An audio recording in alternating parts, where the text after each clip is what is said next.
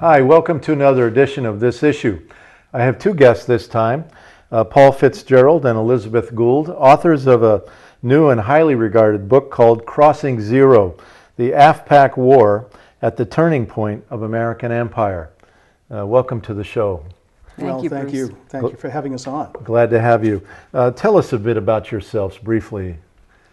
Liz? Well, we go back well over 30 years on the Afghan issue. Paul and I started working together on documentaries in the late 1970s. We were actually focused on the détente and the arms race, which at that very moment was really going to change the world because it was going to change the competition between the Soviet Union and the United States from a military competition to a more commercial consumer competition. When the Soviet Union crossed the border, December 27th, 1979, everything changed, and we were focused right on that issue and ended up getting the first visa to get in after the Western media was kicked out about 1 month after the Soviet invasion. So we ended up going in there for CBS News first.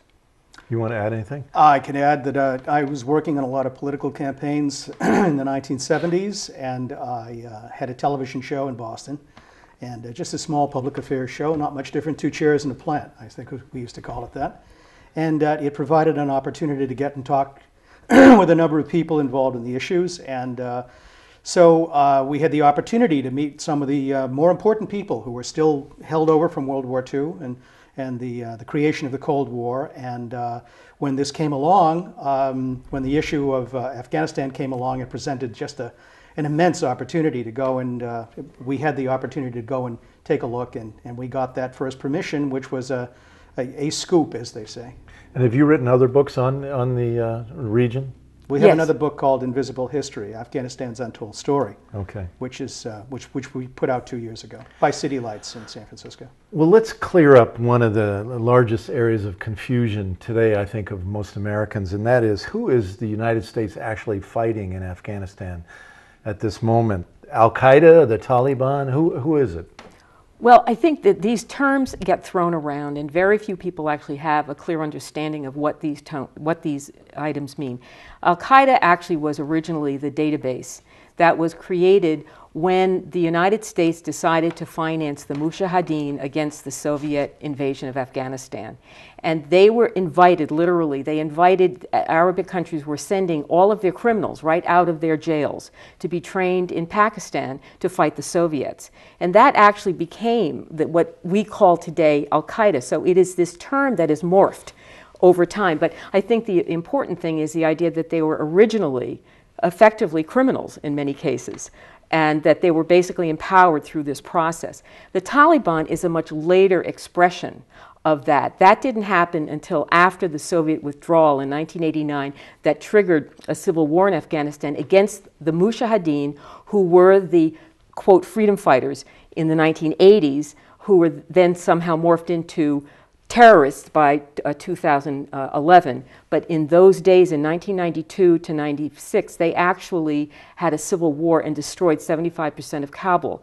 And these, again, were the same people that the United States had financed. In 1992, when the Pakistani intelligence realized they really weren't going to get the kind of control of Afghanistan that they were hoping to through the financing that had gone through Pakistan, they ended up creating, effectively, the Taliban as a force that would effectively front for the Pakistani interests to take over Afghanistan. You want to add anything to that? Well, I would add that there are 3 main groups that the United States is facing to a lesser or greater degree.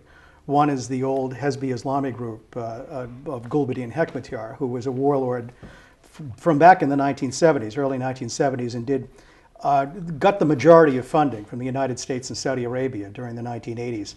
The other group is the Mullah Omar's classic Taliban, which was a creation very much of the CIA and Pakistan's ISI, once again with the backing of the Saudis. And that happened in the early 1990s. They took over from Gulbuddin Hekmatyar when Hekmatyar could not secure Afghanistan for the interests of Pakistan.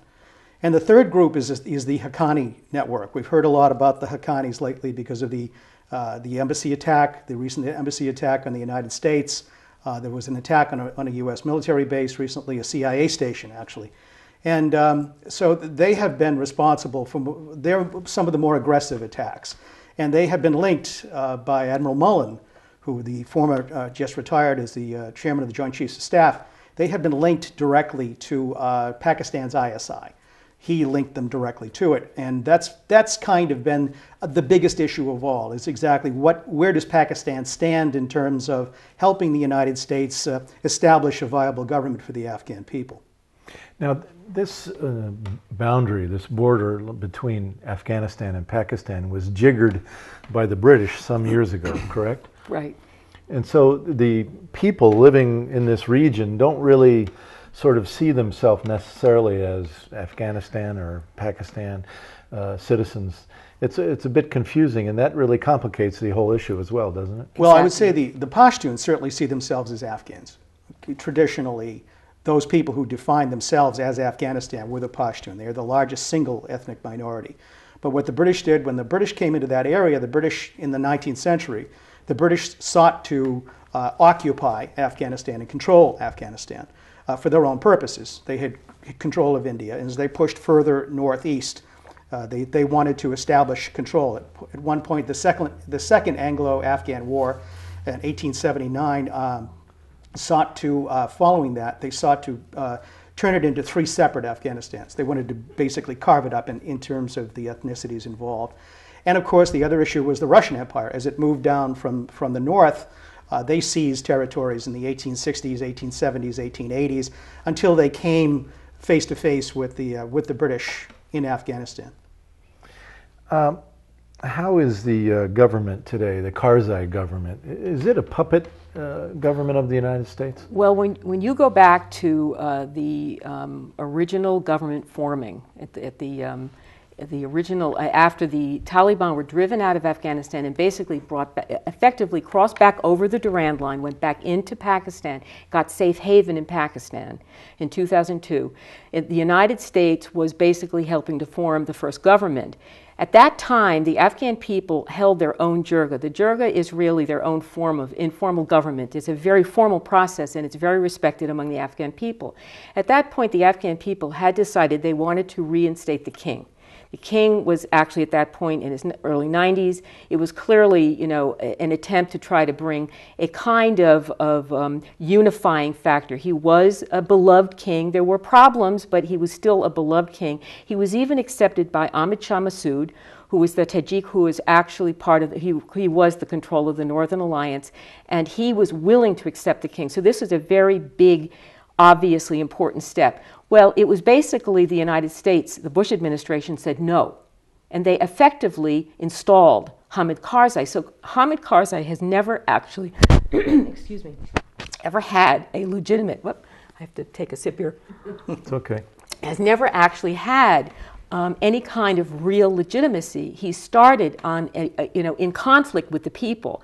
And unfortunately, so many things that he has done has only affirmed over and over again that he really does not represent in a nationalistic sense. And I think that's the important issue. Karzai is clearly an Afghan, but he is more of a globalist Afghan. He really represents some global interests that are much more in line with oil interests and other large interests. So when you see some of the decision making that really may not necessarily apply in the same way to the national interest, and that's why Karzai continues to have problems. And he's also an Islamist. He's a moderate Islamist, but he's also an Islamist and favors the whole concept of pan-Islamism for that region.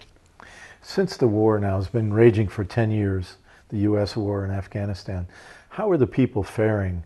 What are the general living conditions of the people today? Well, the living conditions really have not improved. I know that there are individual cases of improvement, but the overall structure of life in Afghanistan has not improved for the average people. There are now millionaires. There are now individuals who have gained a lot of personal wealth.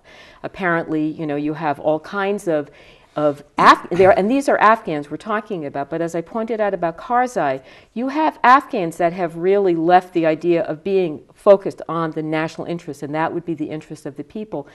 You do have more girls in school, and I know that's used as an important indicator, but unfortunately, what we can see happening when they're talking about the idea of negotiating the Taliban into the government, they are literally on a course to compromise things like girls being in school. And these are issues that really, so therefore, what kind of permanency, but I think the most important point I'd like to make about the circumstances for the Afghan people being offered Taliban extremists in their government, or someone like Karzai, who really doesn't represent a typical Afghan ruler. If you go back and look at Afghan history, very progressive. They got King Amanullah gave women the right to vote in 1923. There were many progressive Afghans that put forward all kinds of ideas that today would be considered very advanced. And I want to point out that the Afghan women did not have to ask for that right to vote. It was given to them. So these are the kinds of leaders that they had up until King Zahir Shah. This is the kind of leadership that was putting forward ideas that were very tolerant. Islam was practiced. There was none of this extremism. There was no warlords. There was no suicide bombers. These were all completely alien ideas to Afghans. So this is really, I think, the most important issue for people to understand. They're not being offered anything even close to what they had. Yeah. Saudi Arabia has long backed the Taliban, I understand, and they're reportedly in local news reports wanting to spend $25 billion to have Aegis destroyers that are made at Bath Iron Works in Bath, Maine. I wonder if I could get your reaction to Saudi Arabia buying these Navy destroyers. Well, this is what got us into this story back 30 years ago. We did an interview with John Kenneth Galbraith about the economic benefits of starting the Cold War over again against the Soviet Union in 1979, 1980, which was part of the whole Reagan agenda. And he made it quite clear, Galbraith made it quite clear that the United States was in dire straits at that particular moment in terms of its industrial plant. The Japanese were producing cars, the Germans, the French were coming in here, the Italians were coming in here, selling fuel-efficient automobiles, gasoline was getting very expensive, and the American industry was simply not reacting to it correctly.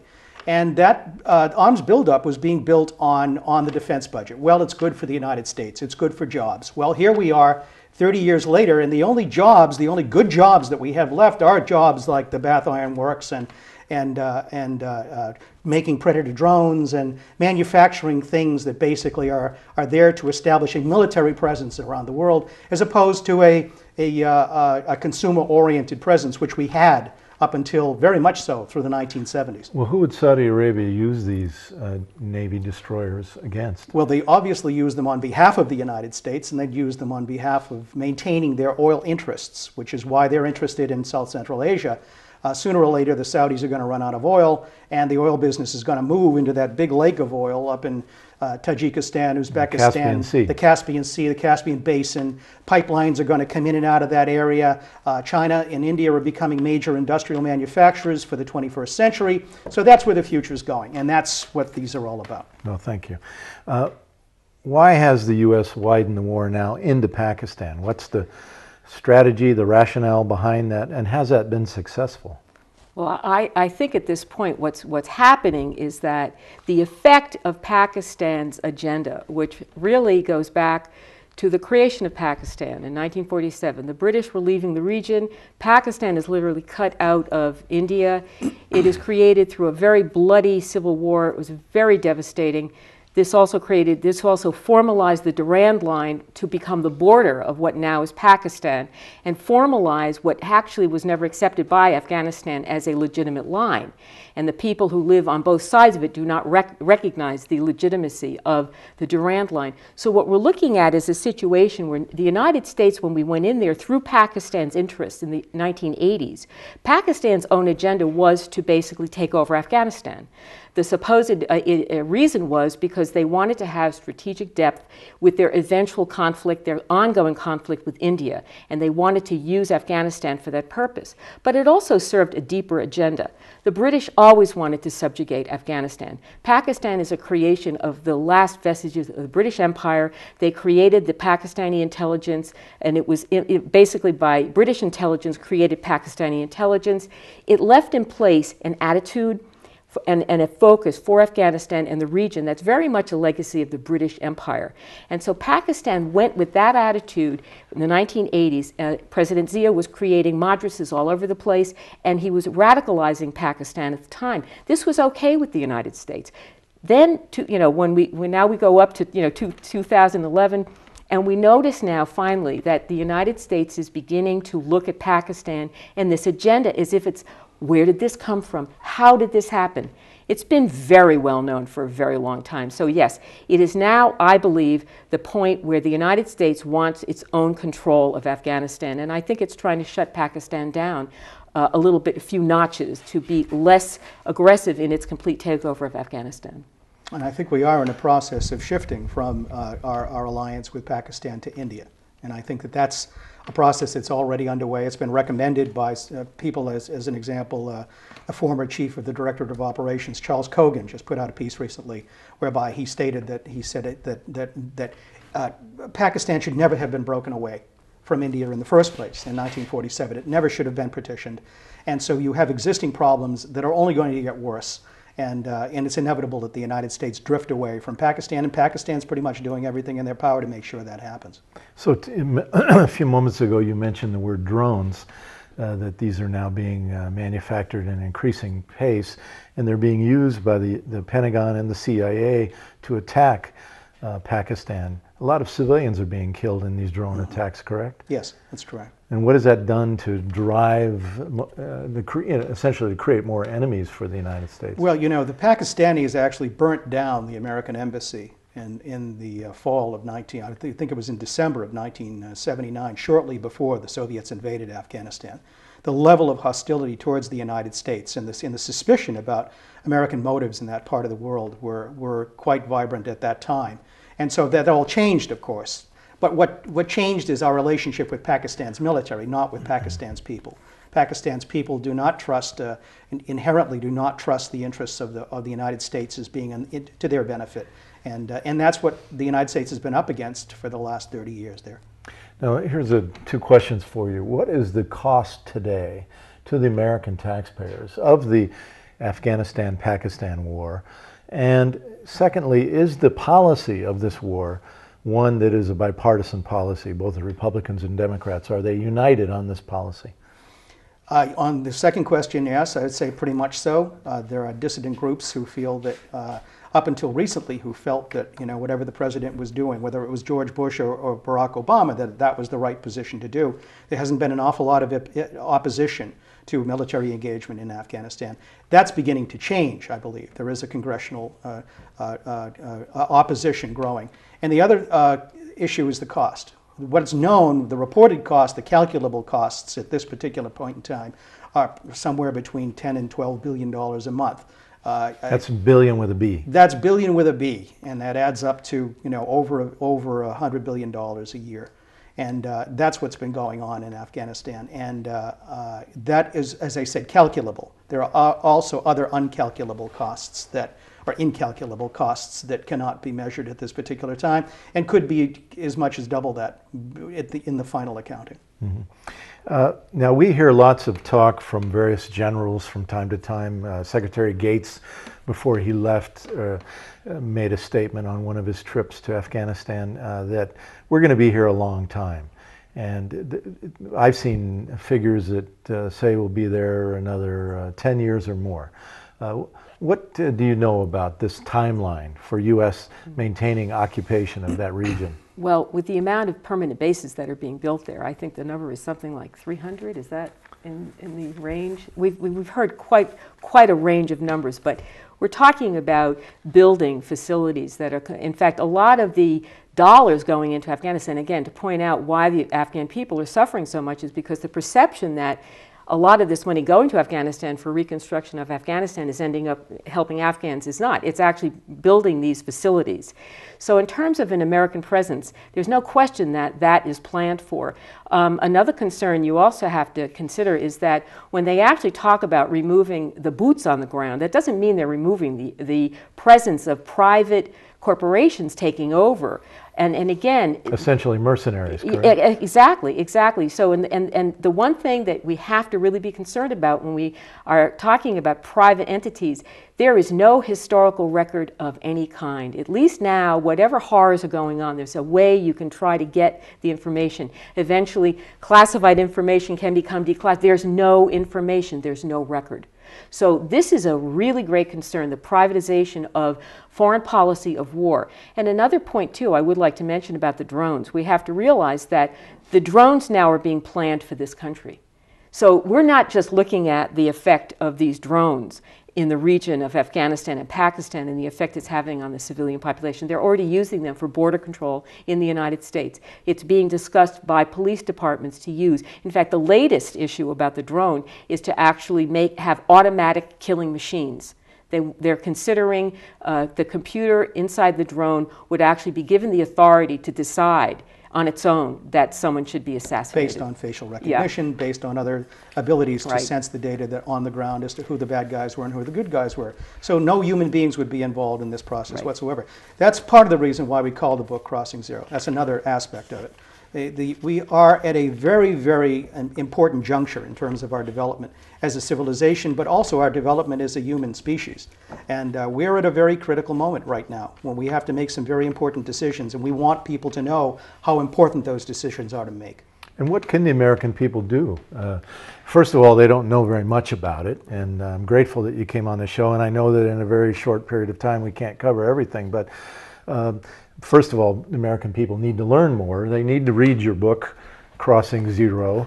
I'm sure it's available at any of the local bookstores. At least they can order it for you. And but beyond that, what do we do? This draining of our federal treasury for this endless war in this region, how do we handle it? Well, again, when you don't have any understanding of how we ended up in this crisis, we mentioned about the fact that when we were looking at Afghanistan and the effect it had on the American economy in 1979, most people had no idea that the choices that were being made at that moment, and that's what John Kenneth Galbraith made very clear to us. If we did not reinvest because of Vietnam, we were going to end up in an economic crisis. It's here. So all we're seeing is a repeating of the same process over and over again. But think of this as somebody who basically had, some kind of serious illness, and and they kept, doing what they were doing. And 30 years later, that serious illness now is a lot bigger and a lot worse. It's kind of like that. Our economy is very sickened now. It's even more profoundly sickened, and almost all of the dollars that are being spent, as you mentioned, about the bath works and about the various defense contracts, that's almost the only work that people now can look to. Yeah. So it's almost encouraging you to say, well, at least it's a job. But when you understand that the civilian economy in Main Street are actually being starved, and that the military economy that's represented by Wall Street is literally flooded with money, and it's not working for Main Street at all, you begin to realize you have to have a much deeper understanding of a lot of the relationships and a lot of the reasons why you were led to believe there was no difference between military spending and civilian spending, and how that happened. So these are fundamental issues that we need to know. Thomas Barnett, futurist, former instructor at the Naval War College, wrote a book called The Pentagon's New Map, in which he corporate globalization of the world economy, every different country is going to have a different role. As will be security export. And so this is really what you're talking about. Shoes and clothes, and India is going to do this, and Indonesia will make this. Weapons and export war to the benefit of the multinational corporations. This is essentially what you're saying. Yes. In the United States, the people of the United States will be no better off than the people of Afghanistan are right now. And studies show that when we invest in military spending, we get far fewer jobs than if we were doing other kinds of things, like building rail systems and things we really need. Exactly. Well, there are all kinds of things. We live in the Boston metropolitan area, and last summer, the state was resurfacing Route 93 just outside of Boston. Once again, they do it every 4 or 5 years. And at this time, the bridges in Medford, one of the bridges fell down. There are 14 bridges that span various roads there. And they looked at it, and this is something that they had been deferring the maintenance on. They should have gone in there 10 years ago and replaced the structure, the flat beds that compose the structure of these bridges. Hadn't done it. If you drove under the bridge, you could see that there was no, that these things were ready to go. Of course, if you tried to take a picture of the bridge which was deteriorating, you probably would have got arrested or reported to Homeland Security as a potential terrorist. So you see, this is the downside to the situation that we're in right now. We're in kind of a downward spiral of fear. Let me ask you, Paul, the same question I asked Elizabeth a moment ago. What do the American people do to stop this stuff?